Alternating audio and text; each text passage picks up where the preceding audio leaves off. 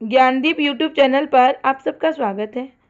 आज मैं आप सबको इस वीडियो में हिंदी साहित्य के आदिकाल, भक्तिकाल, रीतिकाल और आधुनिक काल के टोटल 50 क्वेश्चन कराऊंगी। सारे क्वेश्चन इंपॉर्टेंट है, सारे क्वेश्चन मैं डिटेल में समझा के कराऊंगी, तो आप वीडियो को लास्ट तक ज़रूर देखें और वीडियो पसंद आए तो वीडियो को लाइक शेयर सब्सक्राइब करना ना भूलें। इससे पहले मैंने हिंदी साहित्य पर बहुत सारे प्रैक्टिस सेट कराए हैं। अगर आप सारी वीडियो नहीं देखे हैं तो प्लेलिस्ट में जाके देख सकते हैं। तो आज की इस वीडियो में हम देखते हैं क्वेश्चन नंबर 1 क्या है। क्वेश्चन नंबर 1 है हिंदी साहित्य निम्न में से हिंदी साहित्य का अतीत किसने लिखा है। तो हिंदी साहित्य का अतीत किसने लिखा है। ऑप्शन ए है डॉक्टर विश्वनाथ तिवारी, बी आचार्य विश्वनाथ प्रसाद मिश्र, सी डॉक्टर राम कुमार वर्मा और डी राव सांकृत्यायन। तो हिंदी साहित्य का अतीत किसने लिखा है। आचार्य विश्वनाथ प्रसाद मिश्र। यहाँ ऑप्शन बी सही आंसर होगा। क्वेश्चन नंबर 2 है आदिकाल को प्रारंभिक काल नाम किसने दिया। आदिकाल को के नामकरण से भी एग्जाम में क्वेश्चन ज़्यादातर पूछे जाते हैं। तो आदिकाल को विभिन्न विद्वानों ने भिन्न भिन्न नाम दिए हैं। तो यहाँ पे पूछा है आदिकाल को प्रारंभिक काल नाम किसने दिया है। तो आदिकाल को प्रारंभिक काल नाम मिश्र बंधुओं ने दिया है। तो आदिकाल के नामकरण से भी क्वेश्चन पूछे जाते हैं, इस पर भी मैंने वीडियो बनाया है। अगर आप वीडियो नहीं देखे हो तो डिस्क्रिप्शन बॉक्स में मैंने लिंक दे दिया है, आप देख सकते हैं। देखिए यहाँ पे महावीर प्रसाद द्विवेदी ने आदिकाल को बीजोत्पन्न काल नाम दिया है, डॉक्टर ग्रेसन ने चारण काल नाम दिया है और हजारी प्रसाद द्विवेदी ने आदिकाल नाम दिया है। तो यहाँ पे ऑप्शन में इन लोगों का नाम था, इसलिए मैंने बता दिया कि महावीर प्रसाद द्विवेदी ने बीजोत्पन्न काल, महावीर प्रसाद द्विवेदी ने आदिकाल नाम दिया था, अग्रेसन ने क्या नाम दिया था, चारण काल नाम दिया था और मिश्र बंधु ने प्रारंभिक काल नाम दिया था। निम्न में से कौन सी शिलांकित कृति है। ऐसी यहाँ पे जो भी कृति है, चारों ऑप्शन में से जो भी कृति है, तो ऐसी कौन सी कृति है जो कि शिलांकित कृति है। तो ऑप्शन बी सही आंसर होगा। राहुल बेल जो कृति है ये क्या है, शिलांकित कृति है। क्वेश्चन नंबर 4 है शालिवध सूरी की रचना क्या है। शालिवध सूरी की रचना है ऑप्शन बी भरतेश्वर बाहुबली रास जो है शालिवध सूरी की रचना है। यहाँ पे ये भी क्वेश्चन पूछा जाता है जय मयंक जस चंद्रिका किसकी रचना है। तो मधुकर कवि की रचना है। तो इसे यहाँ पे ऑप्शन में जय मयंक जस चंद्रिका था, इसलिए इसको भी मैंने बता दिया किसकी रचना है, मधुकर कवि की रचना है। क्वेश्चन नंबर 5 है अमीर खुसरो किस नाम से जाने जाते हैं। अमीर खुसरो आदिकाल के कवि हैं। ये तूतीय हिंद के नाम से जाने जाते हैं, या इन्हें हिंदुस्तान का तोता कहा जाता है किसे, अमीर खुसरो को। और इन्हें आदिकाल के कवि हैं। इनसे भी क्वेश्चन पूछे जाते हैं कि इनका वास्तविक नाम क्या है। इनका वास्तविक नाम है अबुल हसन। इनके गुरु का नाम भी पूछ लिया जाता है। इनके गुरु का नाम है निजामुद्दीन औलिया। आदिकाल को क्वेश्चन नंबर 6 है आदिकाल को बीजोत्पन्न काल नाम किसने दिया है। तो मैंने ऊपर ही बताया आचार्य महावीर प्रसाद द्विवेदी ने आदिकाल को बीजोत्पन्न काल नाम दिया है। ये देखिए क्वेश्चन नंबर 7 है देसिल बहना सबजन मिठा ते तैसन जपयो अहट्टा। एक प्रसिद्ध पंक्ति है और किसके द्वारा कही गई पंक्ति है, विद्यापति के द्वारा कही गई पंक्ति है। और इनके द्वारा कही गई पंक्ति है देसिल बहना सबजन मिठा ते तैसन जपयो अहट्टा। पूरी पंक्ति इस तरह से है। तो इस पंक्ति के रचनाकार कौन है, किसने कहा है इस पंक्ति को। तो विद्यापति को ने कहा है, जो कि आदिकाल के कवि हैं। और इन्हें मैथिल कोकिल भी कहा जाता है क्योंकि ये इनकी अधिकांश रचनाएं मैथिल भाषा में है। देखिए इन्हें मैथिल कोकिल कहा जाता है। कीर्तिलता या कीर्ति पताका इनकी 2 प्रसिद्ध रचनाएं हैं और 21 भाषा में लिखी गई है। तो अहट्ट भाषा में लिखी गई है। क्वेश्चन एग्जाम में पूछा जाता है। क्वेश्चन नंबर 8 है उपदेश रसायन किसकी रचना है। उपदेश रसायन जीन दत्त सूरी की रचना है।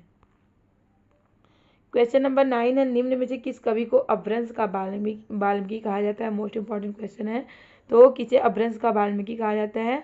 तो स्वयंभू को अपभ्रंश का वाल्मीकि कहा जाता है। किसे, स्वयंभू जो है अपभ्रंश भाषा के प्रथम कवि हैं और इन्हें राम कुमार वर्मा हिंदी के प्रथम कवि मानते हैं, इसे नोट कर लीजिएगा। क्वेश्चन नंबर 10 है किस कवि को अभिनय जयदेव कहा जाता है।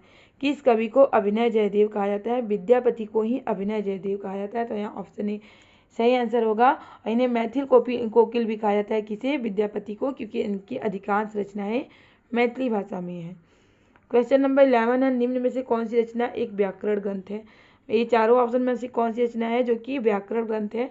तो युक्ति व्यक्ति प्रकरण जो रचना है ये व्याकरण ग्रंथ है। किसके द्वारा लिखी गई रचना है, दामोदर शर्मा के द्वारा रचित रचना है, व्याकरण ग्रंथ है।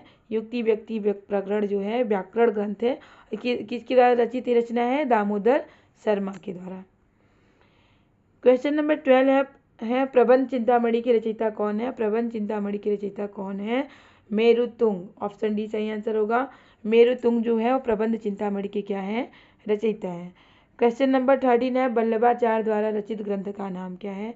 इनके द्वारा रचित ग्रंथ क्या है? सिद्धांत संग्रह, आध्यात्म रामायण, महाभाष्य, अड़ुभाष्य। तो वल्लभाचार्य द्वारा रचित ग्रंथ का क्या नाम है? अड़ुभाष्य। वल्लभाचार्य क्या है? वल्लभाचार्य सूरदास के क्या है? गुरु हैं।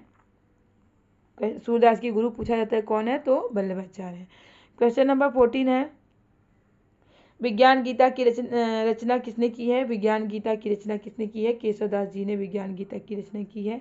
केशवदास की रचनाओं से क्वेश्चन पूछे जाते हैं एग्जाम में, तो हम लोग देख लेते हैं कौन कौन सी है इनकी रचनाएं। रसिक प्रिया, कवि प्रिया, नखशिख, छंदमाला, रामचंद्रिका, वीर सिंह देवचरित, रतन बावनी, विज्ञान गीता, जहांगीर जस चंद्रिका।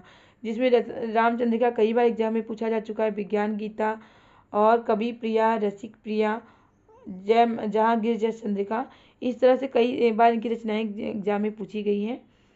क्वेश्चन नंबर 15 है खेट कौतुकम किसकी रचना है? खेट कौतुकम रहीम जी की रचना है, जो कि भक्ति काल के कवि हैं। कौन? रहीम दास जी। और खेट कौतुकम किसकी रचना है? रहीम दास जी की। क्वेश्चन नंबर 16 है गोकुलनाथ की रचना का नाम क्या है? गोकुलनाथ की रचना का नाम है ऑप्शन ए 84 वैष्णव की वार्ता, बी भक्तमाल, और सी छिताई वार्ता, और डी गोसाई चरित। तो यह ऑप्शन ए सही आंसर होगा। 84 वैष्णव की वार्ता किसकी रचना है? गोकुलनाथ की। भक्तमाल जो है वो नाभादास की रचना है। किसकी रचना है? नाभादास की रचना है, जिसे हिंदी की प्रथम जीवनी कहा जाता है। क्वेश्चन नंबर 70 है रुद्र संप्रदाय की स्थापना किसने की है? रुद्र संप्रदाय की स्थापना किसने की है? रुद्र संप्रदाय की स्थापना विष्णु स्वामी ने की है। तो यहाँ ऑप्शन सी आंसर सही होगा। हर एक संप्रदाय की स्थापना किसने की है? संप्रदाय भक्ति काल पर मैंने इस पर विस्तार से चर्चा किया है, तो अगर आप वीडियो नहीं देखे हैं तो मैं लिंक डिस्क्रिप्शन बॉक्स में दे दूंगी, आप देख सकते हैं। क्वेश्चन नंबर 18 है प्रभु जी तुम चंदन हम पानी, इस पंक्ति के रचनाकार हैं। कौन है इस पंक्ति के रचनाकार? संत रैदास। प्रभु जी तुम चंदन हम पानी, ये प्रसिद्ध पंक्ति है और इसके रचनाकार कौन है? रैदास। रैदास जो है वो मीराबाई के क्या है? गुरु हैं। तो एग्जाम में क्वेश्चन पूछा जाता है कि मीराबाई के गुरु का नाम क्या है? तो संत रविदास या रैदास मीराबाई के गुरु का नाम है। और इनकी प्रसिद्ध पंक्ति क्या है? प्रभु जी तुम चंदन हम पानी। क्वेश्चन नंबर 19 है केशव कहीं न जाए का कहिए, केशव कहीं न जाए का कहिए, यह पंक्ति किस कवि की है? तो यह पंक्ति तुलसीदास की पंक्ति है। तुलसीदास से एग्जाम में क्वेश्चन ज़्यादातर पूछे जाते हैं। तुलसीदास किस काल के कवि हैं? भक्ति काल के। ज्ञानाश्रयी भक्ति काल के सगुण काव्यधारा के राम भक्ति शाखा के कवि हैं। कौन? तुलसीदास। तो तुलसीदास पर मैंने विस्तार से चर्चा किया है, मैंने वीडियो बनाया है, तो आप वीडियो देख सकते हैं। क्वेश्चन नंबर 20 है अंगद पैज की रचना किसने की है? तो अंगद पैज की रचना ईश्वरदास जी ने की है। अंगद पैज की रचना। क्वेश्चन नंबर 21 है रामानुजाचार्य ने किस दर्शन का प्रतिपादन किया है? रामानुजाचार्य ने विशिष्टाद्वैतवाद का प्रतिपादन किया है। क्वेश्चन नंबर 22 है राधा वल्लभ संप्रदाय का प्रवर्तन किसने किया था? तो राधा वल्लभ संप्रदाय का प्रवर्तन हित हरिवंश जी ने किया था। क्वेश्चन नंबर 23 है कबीर किस शासक के समकालीन थे? कबीर जो है भक्ति काल के निर्गुण काव्यधारा के ज्ञानाश्रयी शाखा के प्रतिनिधि कवि हैं। कौन? कबीरदास जी। और किस शासक के समकालीन थे? इनके समय में कौन से शासक थे? तो सिकंदर लोधी। क्वेश्चन नंबर 24 है प्रेम को पंथ कराल महा तलवार की धार पे धावनो है, यह पंक्ति के रचयिता कौन है? पंक्ति एग्जाम में दे दी जाती है, पूछी जाती है इसकी रचयिता कौन है, तो आपको पता होना चाहिए इस पंक्ति की रचयिता कौन है। इस पंक्ति की रचयिता बोधा कवि हैं, जो कि रीतिकाल के कवि हैं। बोधा किस काल के कवि हैं? रीतिकाल के, रीतिमुक्त धारा के कवि हैं। क्वेश्चन नंबर 25 है शिवराज भूषण ग्रंथ में किसका विवेचन किया गया है? शिवराज भूषण ग्रंथ में अलंकार का विवेचन किया गया है। शिवराज भूषण रीतिकाल की रचना है। किसकी रचना है? भूषण की रचना है। और इसमें किसका विवेचन किया गया है? अलंकार का। क्वेश्चन नंबर 26 है निम्न में से कौन सी रचना एवं रचनाकार का युग्म सही है? तो यहाँ पे रचनाकार दिया है, तो कौन सा युग्म सही नहीं है? देखिए यहाँ पे सही नहीं पूछ रहा है कि कौन सा सही नहीं है, तो काव्य निर्णय ये तो भिखारी दास की सही है। रस रहस्य कुलपति मिश्र की, ये भी सही है। रस विलास चिंतामणि की रचना है, ये भी सही है। भाव विलास जो है केशव दास की रचना नहीं है, तो ये युग्म क्या है, सही नहीं है। मतलब रचनाकार का युग्म कौन सा सही नहीं है, वहीं पे उसी को टिक करना है। भाव विलास के रचनाकार कौन है, ये भी जान लेते हैं हम लोग। भाव विलास के रचनाकार केशव दास नहीं है, बल्कि कवि देवदत्त है। देव या कवि देवदत्त इन्हें कहा जाता है। क्वेश्चन नंबर 27 है, प्रबोध प्रचासा के ग्रंथ के रचनाकार कौन है। तो प्रबोध प्रचासा क्या है, ग्रंथ है। इसके रचनाकार कौन है, इसके रचनाकार कौन है, पद्माकर, जो कि रीतिकाल के कवि हैं। क्वेश्चन नंबर 27 है, रीतिकाल को अलंकृत काल नाम किसने दिया है। तो रीतिकाल के नामकरण से भी क्वेश्चन पूछे जाते हैं कि रीतिकाल को भिन्न भिन्न विद्वानों ने भिन्न भिन्न नाम दिए हैं। तो रीतिकाल को अलंकृत काल नाम किसने दिया है, तो मिश्र बंधुओं ने नाम दिया है। रीतिकाल को अलंकृत काल नाम दिया है।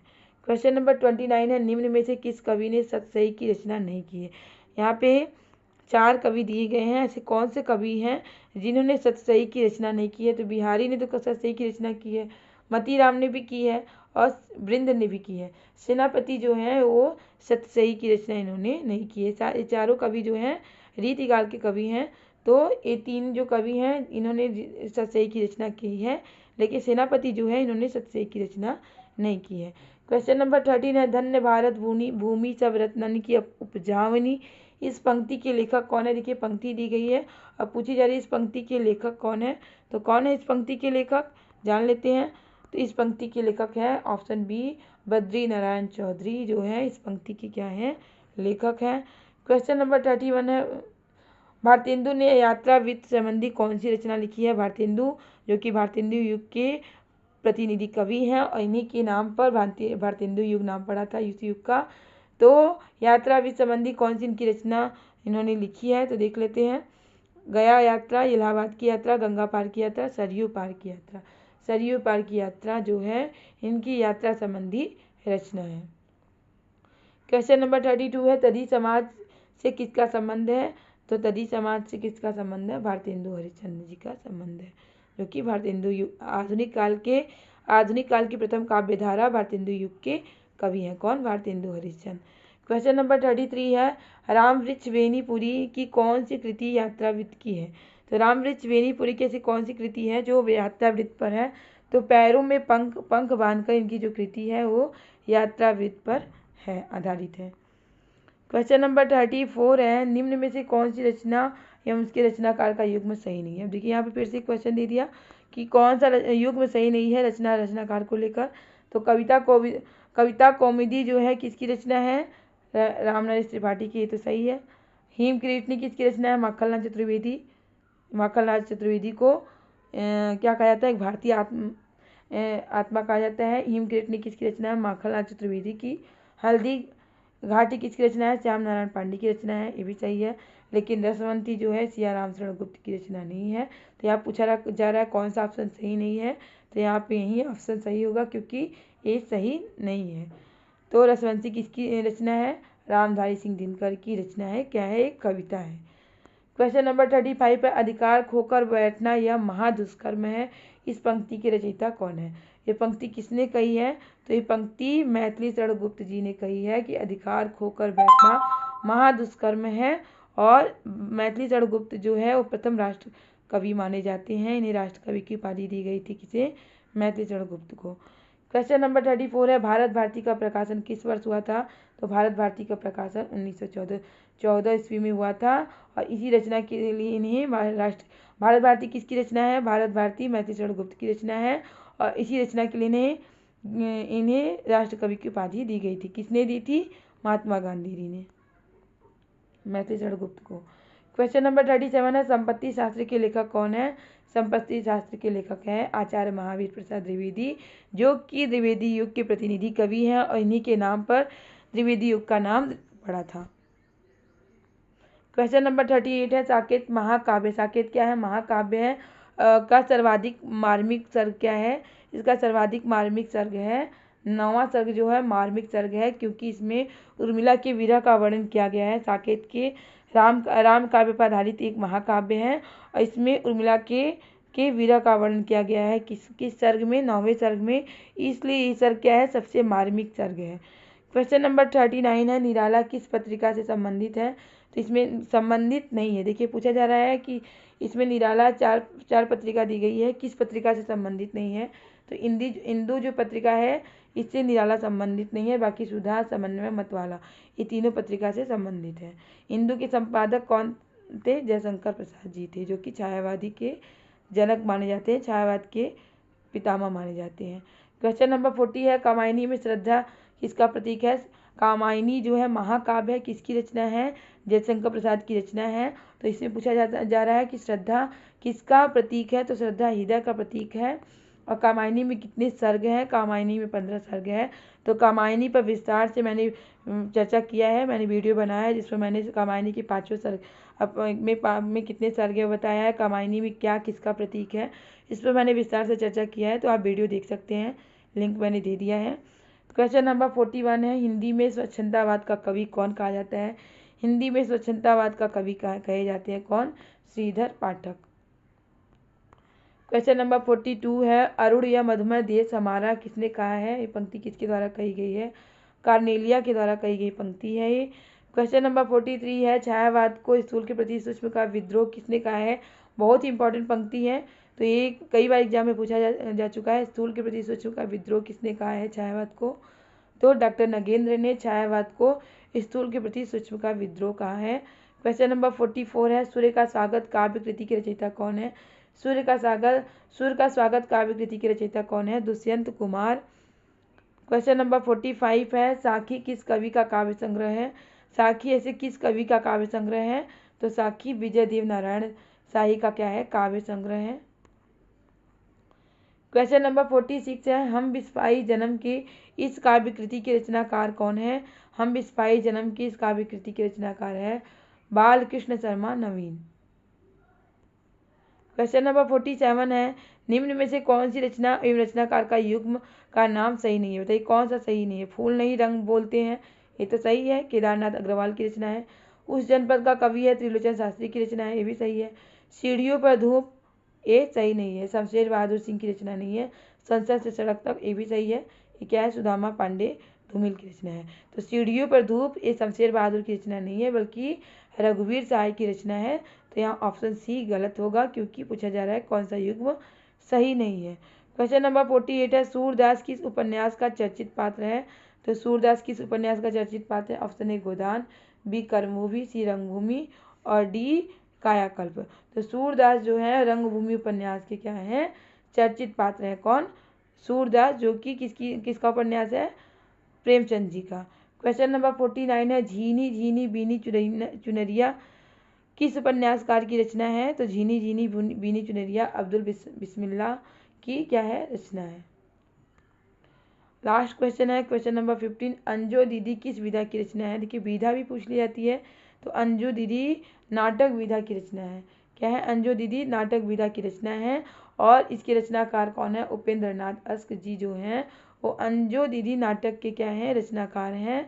एक क्वेश्चन लास्ट है 51, जो कि आप लोगों के लिए है। अगर आप लोग को इसका आंसर पता है तो कमेंट बॉक्स में ज़रूर बताइएगा, इससे समझ में आएगा कि आपकी तैयारी कैसी हो रही है। तो चलिए देखते हैं क्वेश्चन क्या है। क्वेश्चन है, उदय प्रकाश द्वारा कौन सी कहानी नहीं है। इसमें कौन सी ऐसी कहानी है जो कि उदय प्रकाश के द्वारा नहीं है।